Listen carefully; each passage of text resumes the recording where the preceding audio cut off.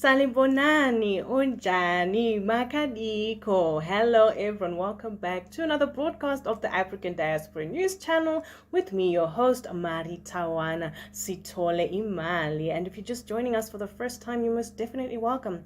Please do not hesitate to like, share, subscribe, and of course, hit that notification bell. Now, unfortunately, today I have another sad story.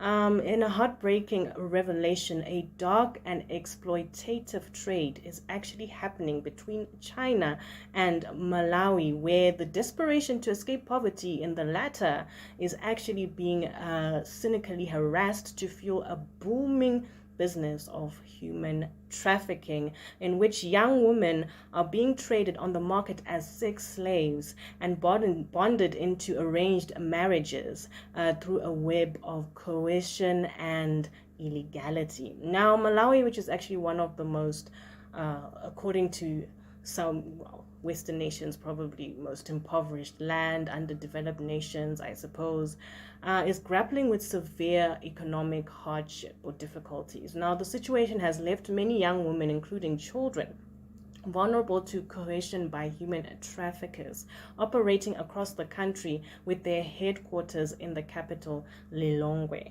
Now, these traffickers have reportedly infiltrated communities in Lilongwe and surrounding rural areas, coercing vulnerable, impoverished families to sell their daughters and young women, some as young as 14, into marriage in China, which is basically a child.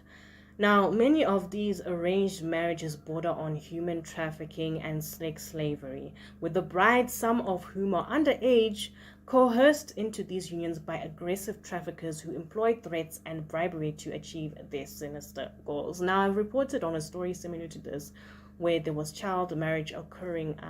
It's probably still occurring here in Zimbabwe, where parents in the rural areas are forcing their children to marry Chinese workers here in Zimbabwe. Seems that some of these Chinese people have a thing for pedophiles. You know, they target a lot of young girls, rather girls, not even women, girls who are way under the age of 18. Now, according to a comprehensive investigation undertaken by the Platform for Investigative Journalism in Malawi, numerous brides who are victims of the human trafficking syndicate have come forward to reveal that they are being forced and coerced into marriage by manipulative agents who bribed their parents. Again, a similar situation. Now, shockingly, some brides claim they were underage when these marriages were arranged, subjecting them to physical and emotional torment in China. Now, agents involved in these marriages maintain close ties with the families targeted for recruitment, and when confronted with evidence of their involvement, they resort to threats and intimidation. Now, PIJ Malawi has shared a harrowing story of Ethel Moyo that epitomes the plight of many children and young women who are trafficked and forced into marriage. Now, the report alleges that Ethel was coerced into marriage with a Chinese man going by the name of Zhang He. Now, Ethel's sister was initially chosen but managed to escape. This escape led to Ethel's forced inclusion into the arrangement, even with falsified age documentation. So they're faking their ages as well. Wow. The Chinese guy, according to Ethel, the Chinese guy came to Malawi and was sleeping at a lodge. The agents were working behind the scenes, arranging the marriage with the Chinese man. I just heard one day my mother telling me that they were going to drop her off to a Chinese person. After a few days, my sister, while staying with the Chinese person in Chinsapo, a place called Chinsapo, started saying that she was having a bad feeling about the arrangement and even had nightmares about it. So she escaped from the marriage in Chinsapo around March. This is according to Ethel, who is actually still in China, living with her slave master cum husband. Now, Ethel was trafficked to China around April after fierce pressure as replacement of her sister Beatrice, who escaped from the jaws of the traffickers. Now, it was reported that Ethel was a replaced bride because her family had already received payment to sell the older daughter to the traffickers for marriage in China. Now, after her sister Beatrice escaped, the agents reportedly threatened her mother with arrest. Imagine. Now, the Chinese embassy in Malawi has not commented on the issue. Why am I not surprised? However, it was reported that China has engaged Interpol on the matter. Now, Ethel's forced marriage to Zhang He, despite being officially certified in China like similar other marriages, is illegal, according to the UN and Malawi's constitution. Yes, the United Nations is aware of this story.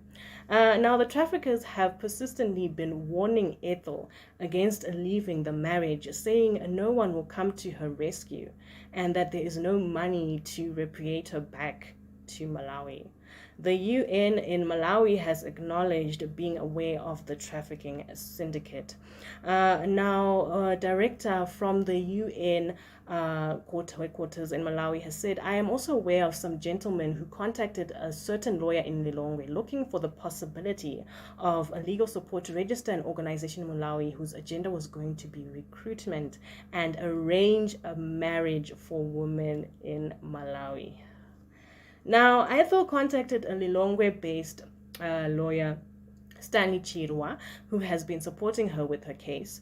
The UN office has also registered other cases involving a man trying to forge marriage certificates,